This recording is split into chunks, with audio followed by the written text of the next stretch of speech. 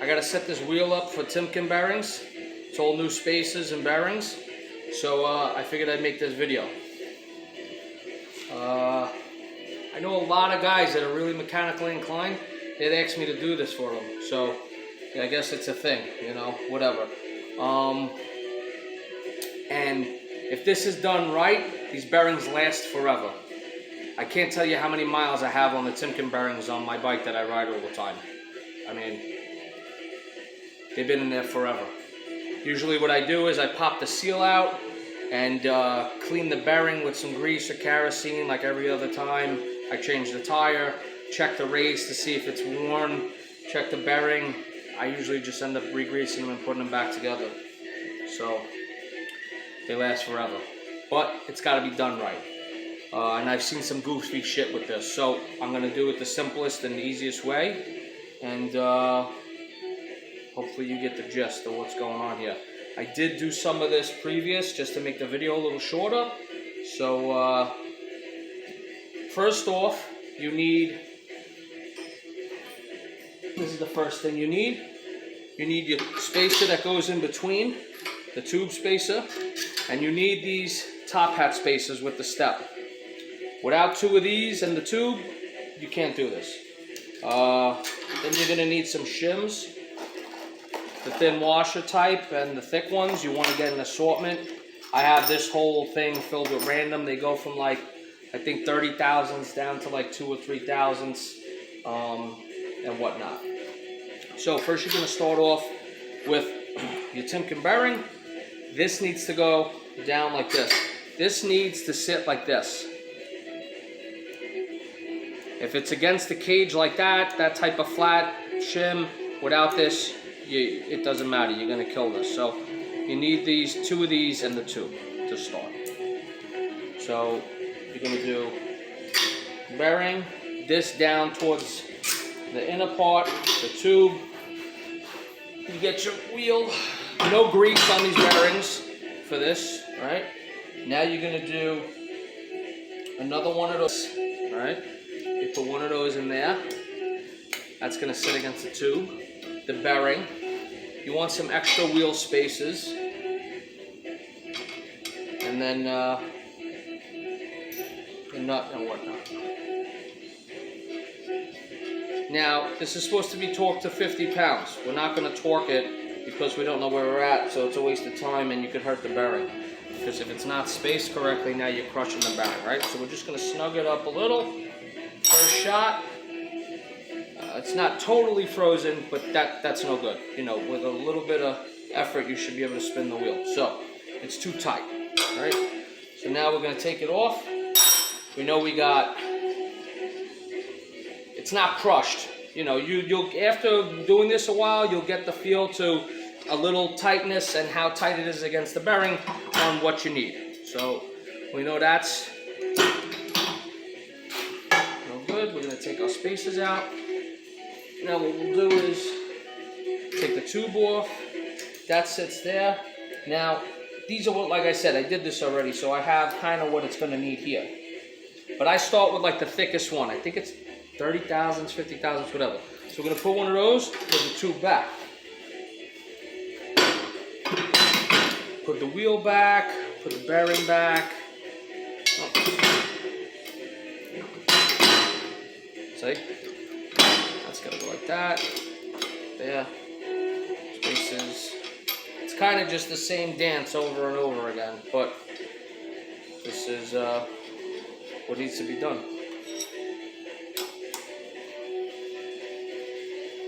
Okay, snug it up. Where are we at? A little better, but as I lean on it, it gets a little tight again. So, take this off. Now we got one big spacer on the bottom side. I like to stagger it in. You know, you don't want to put all your spacers down on one side. It'd be a lot easier to just do them all at the top, but it's your wheel, you do whatever you want. So, we got the top hat spacer down there and a thick spacer, the tube.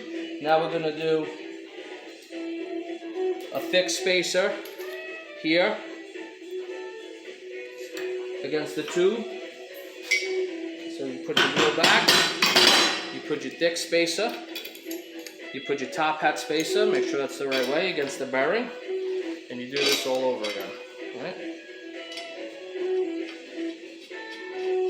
And you'll see, as you do this, it's gonna take up less. Now, what you wanna do is get this to where it's loose, to where this is rocking, it's, you know, this is tight and this is totally spinning.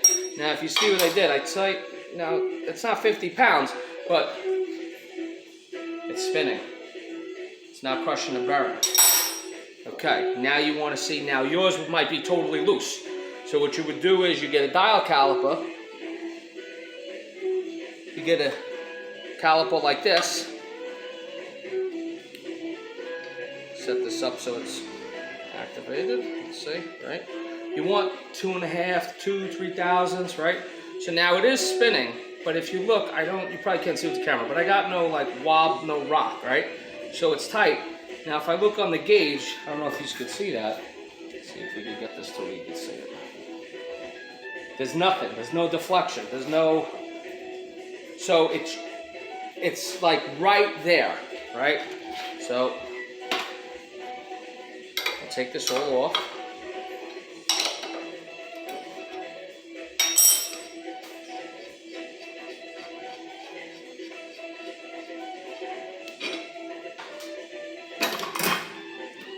Okay. Now, like I said, I put the thick one there, the tube, I went back, I put a thick one on top.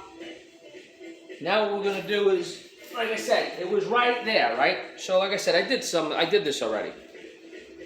This is like almost the thinnest ones. This is, I think, a 5,000th, right?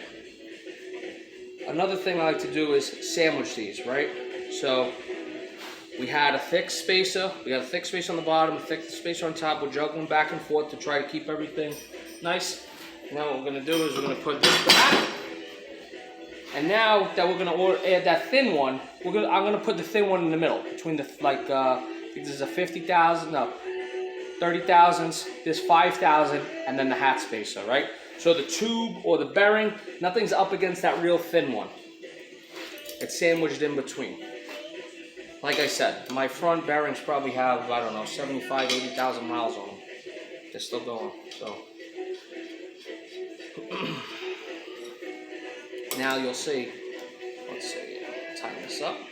And now I know before I tightened it up, it wasn't dragging, right? So now I'm gonna lean on this. I'm gonna do like 50 pounds. All right, see what's going on? Now, we'll get this. Like I said, I don't know if you guys are gonna be able to see this in the video, but at least you understand what tools you need and what's going on. And that's it. Make sure this is touching. You know, the axle sometimes, I have it somewhere, but I have an axle that I ground totally flat for this, but I mean, there you go. It's like 3 thousandths, 2, 3 thousandths. Now, if this was really loose, what you're gonna do is with the shims, you're gonna buy a random pack, buy a pack of 5, a pack of 10 thousandths, a pack of 50 thousandths. Like I said, I have a whole thing here just filled with them. When it's real loose, you'll see where you at. You measure it with a dial caliper, and then you're gonna go back. You're gonna say, okay, it's got 30 thousandths, right? I want it like 2, 3 thousandths, so you want to take away 27 thousandths. So you're gonna figure out with your shims, a 2, a 5, you know, you go back and do it to where, and then stack them, not guaranteed, like, oh, I need 3 thousandths, weird shit happens, but detract, move the shims around, and go back and check it again. And you should have that.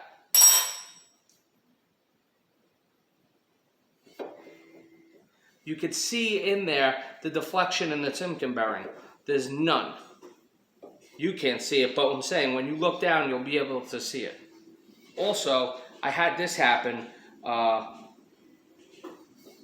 Make sure the rotor you got doesn't have a bend in it. You know, like some guys have a rotor and a caliper and all their shit that they use when they do it. If this thing sits in the corner, and you only use this rotor when you do it. So make sure you got a nice new rotor that you're going to probably use on your wheel, or the rotor from your wheel, because if this thing's a little bent and you put the gauge over there and then measure it, you're going to go, oh, it's this loose, and then something's not going to be right, and you'll want to kill yourself. So that's that. That's Timken bearing forever 101. Like I said, I don't know. It might even be more than 80,000. It's on the same bearing. I never change them. I just clean them, I check them, I re-grease them and put them back in. And that's that. Peace out, Cub Scouts.